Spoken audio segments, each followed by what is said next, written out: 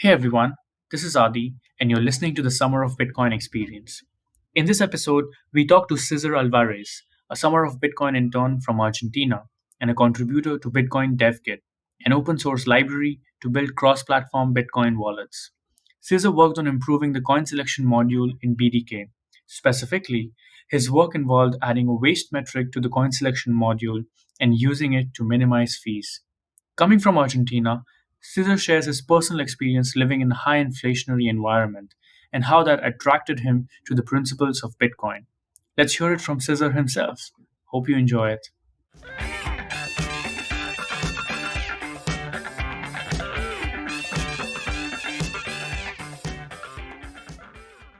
Hey, Cesar.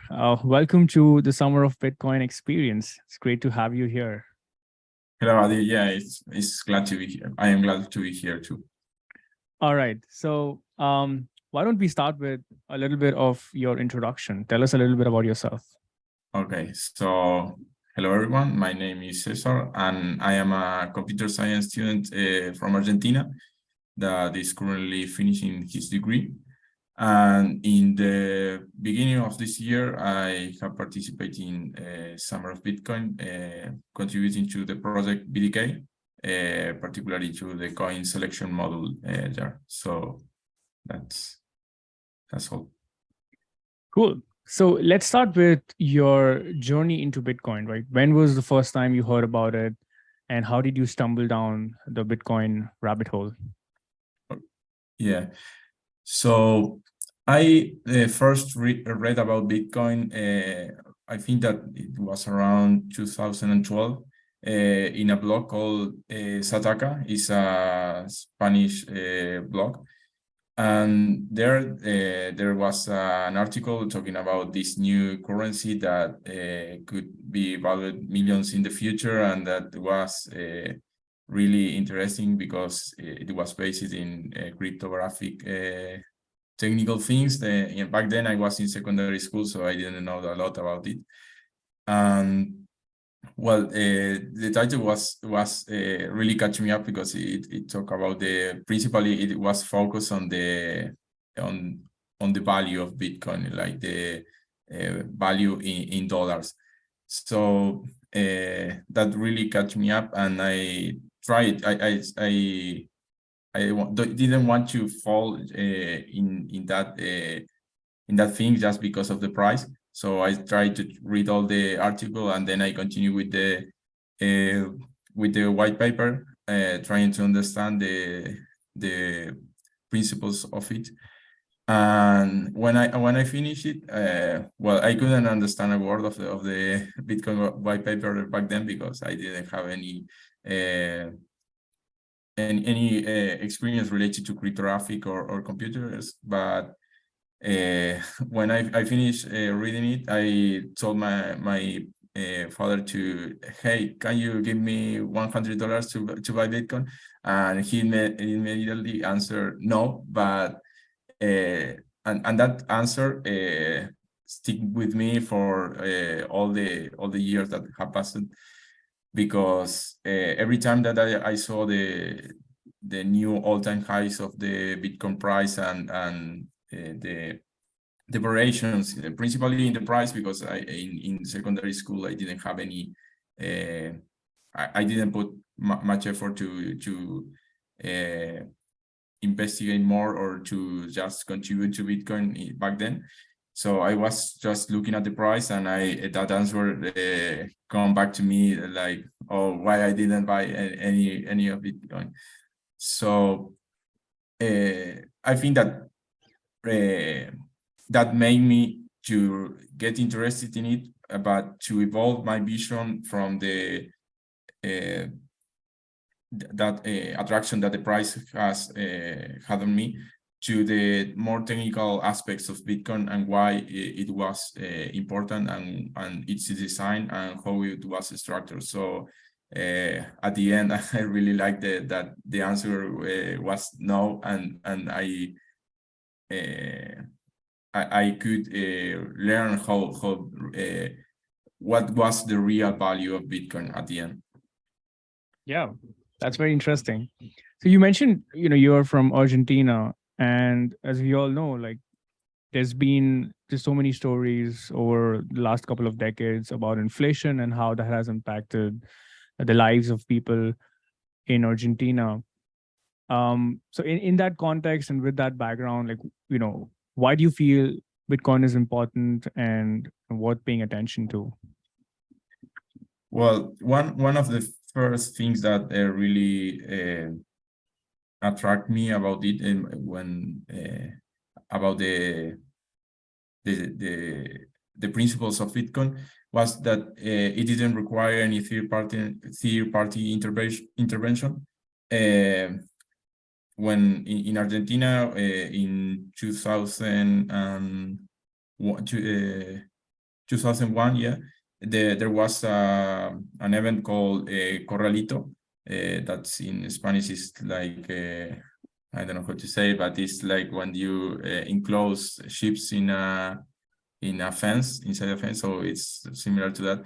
And the thing is that in that event, the government took away from the people their savings from the banks, because we couldn't.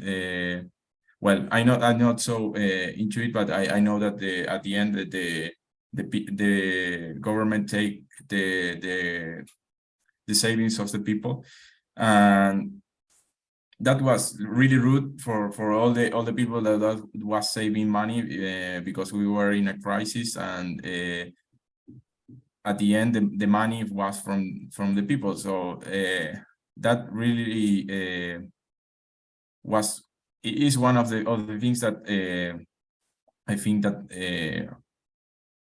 made me like be more interested in Bitcoin than other people from other countries, because in Argentina the thing that the people the government can get your money is real. It has happened here. So let's talk about Summer of Bitcoin. When was the first time you heard about it? Where did you hear about it, and what was your first impression?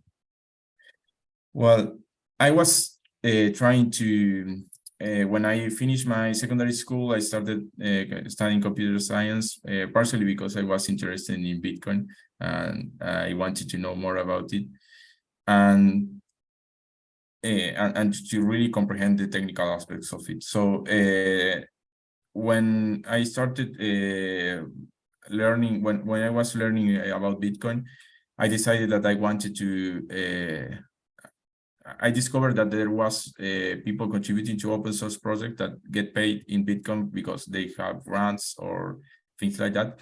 And I realized that I wanted to have that kind of life, like to contribute to open source projects and earn my life in that way. And I was looking for some projects that allow me to enter into the environment. And I was looking in the internet, and I find that there was this thing that was called Summer of Bitcoin. But in that time, it was the first time that it was launched, and it was only available for Indian students. So I decided that I wanted to participate in it, but I didn't have much background in Bitcoin open source contributions. So I started with small projects. I decided I wanted to have more to really participate, and then I have to participate in making contributions to open source projects and to Bitcoin open source projects before trying to get into the Summer of Bitcoin. So I started with a project that was called Learning Bitcoin from the Command Line, and then I also contributed to another project that was called peer-to-peer Lightning bot, and it's really useful. If you don't know about it, you should search for it. And then at the end of 2021, I think, I found that there was another there was another cohort for the Summer of Bitcoin 2022, and I really wanted to apply. So I think that I applied it twice because I didn't know if my application was really entered to the process or not. And well, that's how I found about Summer of Bitcoin. Awesome. So, tell us about the application process and like just navigating through that, and then what project or organization you ended up choosing to work on. Okay. Well, the process begin at in January. I think that when I received the information that I was admitted in the Summer of Bitcoin, so they first gave us materials about the Bitcoin. There was a book from Rothbard. He's an economist. I don't remember the name, but it was related to the principles of money. And we also received some books like Rocking Bitcoin and Mastering Bitcoin. And I already have read those books before, but it was the material that the Summer Bitcoin gave us to start learning about Bitcoin. So I read it again and just to get into the mood of the project. And then we had like a preparation period to start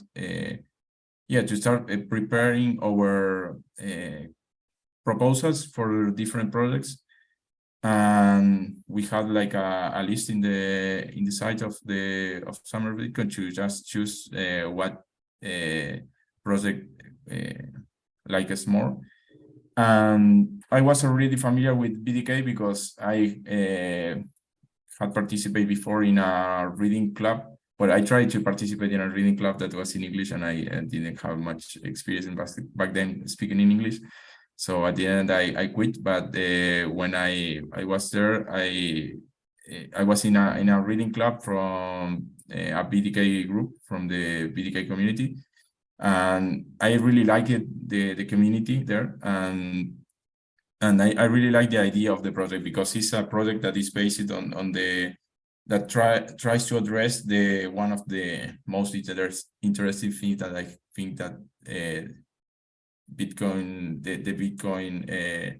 Bitcoin has, that is wallets. I think that there are a very interesting part of Bitcoin, and well, that's why I choose BDK, because for me wallet development is very interesting, and the project and the community was really good for me. Let's take a quick break and hear about today's sponsor. Hey everyone, this is Adi. When I was starting in the Bitcoin industry a few years ago, there were hardly any resources to learn from. It was especially hard to find other like-minded Bitcoin developers and discuss about building apps on the Bitcoin blockchain. Well, things have changed, and I'm so excited to share with you about the Build on L2 initiative. Build on L2 is a community-led effort by contributors and companies building on Core Lightning and the Liquid network. It's a space to connect with Bitcoin builders, product managers, designers, and developers through events and mentorship programs, and learn from experts building the future of Bitcoin. It's exactly what I wish I had when I was starting out in Bitcoin. Go to buildonl2.com to join the community and learn how to build killer apps on Bitcoin. Back to the show. Awesome. So, tell us like what BDK is, and specifically like what project idea did you work on? Well, so BDK is its name is Bitcoin Development Kit for full. So the idea is to help developers build over Bitcoin, principally to build wallets. And that's what the library is for. The idea is to be a library that helps developers develop and build wallets for Bitcoin. And I choose part of the project that is related to coin selection. Coin selection is one of the, well, it's a really important part of wallet development, because it helps you to choose the UTXOs that you have. For those who doesn't know what is a UTXO, it's like the unit of well, it's how to explain it without being too technical. It's a data structure that helps you to spend your bitcoins. So when you in your wallet, you have a bunch of UTXOs and you have to select them to spend your bitcoins. So the idea of this of the coin selection model is to choose between those UTXOs to pay the quantity that you want to pay in Bitcoin. And you can optimize that process with different taking different considerations. For example, in Bitcoin, you have to pay fees, so maybe you want to pay the less amount of fees possible, or maybe you don't want to leak a lot of information to the blockchain about your transactions. So you have to optimize in a particular way to fill your goal. So the idea of coin selection is just that, to select the units to pay your the amount of Bitcoin that you want, optimizing for some goal or thing that you want. Awesome. So you worked with a mentor who is also an open source developer in the Bitcoin ecosystem, and specifically BDK. Do you Yes. want to tell us about your experience working with them, and how was it? Well, I think that my experience was wonderful, because I worked with Daniela Rossoni, and she really helped me to because back then, when I was in the first semester of this year, when I was contributing to Summer of Bitcoin, I was also attending to faculty, because now I am in the northern hemisphere, but in the southern hemisphere we have a different like schedule in the academic year. So I was in the middle of my semester in faculty, and I was also working. And she really helped me to don't feel pressure with all the things that I was doing. And I think that that really helped me to make valuable contributions to the project. And she also was she gave me great help with the technical aspects of of my proposal. For example, I have to make some considerations related to the weight of a transaction that is really, well, it is it's simple arithmetics, but if you don't know a lot about the structures that you are using in Bitcoin and how the weights are addressed, you can get lost, as me. And she really helped me with that, and she was also always really really helpful with me. I don't know how to say, but I really enjoyed the experience working with her. Awesome. So now that Summer of Bitcoin is done, what are your plans now, and are you currently working on any Bitcoin projects, or looking forward to contributing to any other projects? Well, I would like to continue contributing to Bitcoin and to particularly to BDK. But currently I'm trying to finish my degree. I'm not in Argentina right now, because I'm completing a scholarship in Spain, but I hope to come back to Argentina, finish my degree, and then try to get into Bitcoin and open source projects again. Who knows, if I can get a grant or something like that, that would be really great for me.